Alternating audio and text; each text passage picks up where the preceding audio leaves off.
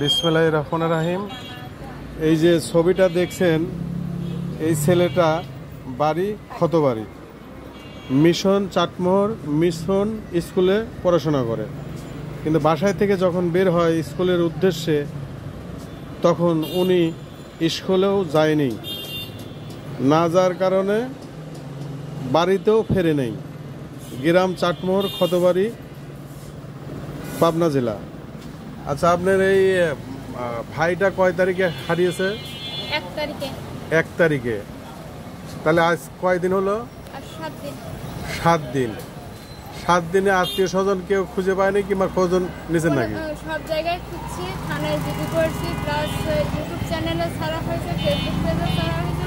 আচ্ছা, কোনো সহৃদয় ব্যক্তি যদি এই ছেলেটার সন্ধান পেয়ে থাকেন, আল্লাহর রাস্তে আমি ওনার নাম্বার দিচ্ছি, ওনার নাম্বারে যোগাযোগ করবেন। আপনার নাম্বারটা বলেন তো।